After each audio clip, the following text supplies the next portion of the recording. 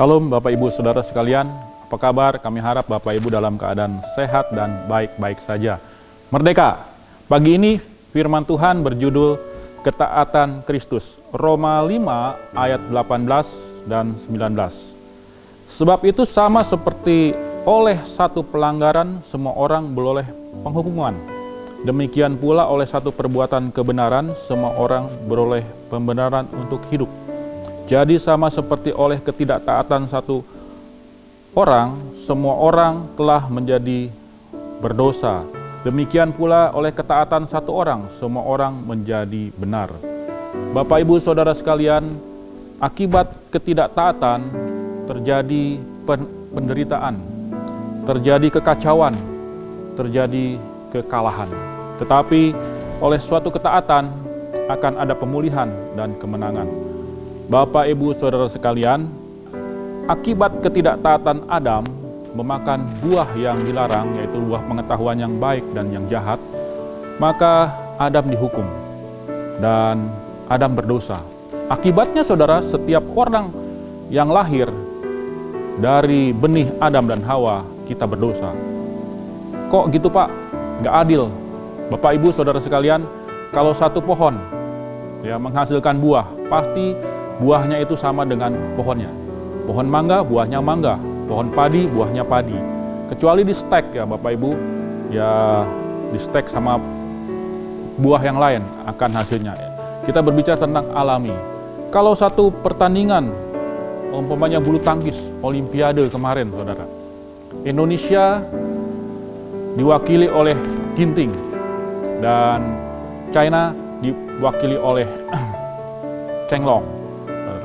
Apa yang terjadi saudara? China menang, maka yang kalah bukan hanya Ginting, tetapi seluruh rakyat Indonesia. Maka dari itu saudara, itulah dosa. Dosa satu orang masuk, maka semua orang akan berdosa. Bahkan orang yang baru lahir pun dia akan berdosa. Virus COVID-19 hari-hari ini Bapak Ibu Saudara, itulah akibat pengetahuan yang baik dan yang jahat ditemukan oleh pengetahuan, bukan oleh hikmat Tuhan. Akibatnya apa saudara? Virus itu lepas dan tidak terkendali. Saat ini kita menderita olehnya. Karena itu saudara, ketaatan adalah tuntunan Tuhan dalam kehidupan kita. Manusia berusaha untuk menyelamatkan diri, usaha manusia, tetapi hasilnya nol.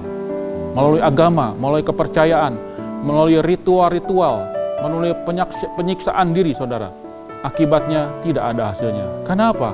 Usaha manusia adalah seperti kain yang kotor di hadapan Allah. Tetapi oleh ketaatan satu orang, Kristus Yesus saudara, kita diselamatkan, kita dipulihkan. Tuhan Yesus yang adalah Allah yang sudah luar biasa di atas sana, tapi dia mau turun ke dunia ini yang penuh dengan dosa. Seperti seorang pangeran saudara, ya, di tahtanya, di istananya, dia mau turun ke dunia ini untuk apa? Untuk menyelamatkan kita manusia berdosa, di kubangan dosa. Dari mulai lahir, dalam seluruh kehidupannya sampai mati di kayu salib. Tuhan Yesus taat sampai mati, firman Tuhan katakan. Akibatnya saudara, maka ketaatan Tuhan Yesus membawa kemenangan bagi kita semua. Percayakan kepada Tuhan Yesus hidup kita saudara. Karena Roma 3:23 dikatakan, karena semua orang telah berbuat dosa dan telah kehilangan kemuliaan Allah. Akibat dosa satu orang, kita mengalami dosa. Kenapa? Karena dosa. Dosa ada dalam hidup kita. Dosa adalah pembuat kejahatan, saudara. Dan kita sudah menjadi produk dosa. Dan kita memproduksi dosa kembali. Hanya Tuhan Yesus yang taat sampai mati, yang sanggup memulihkan hidup kita.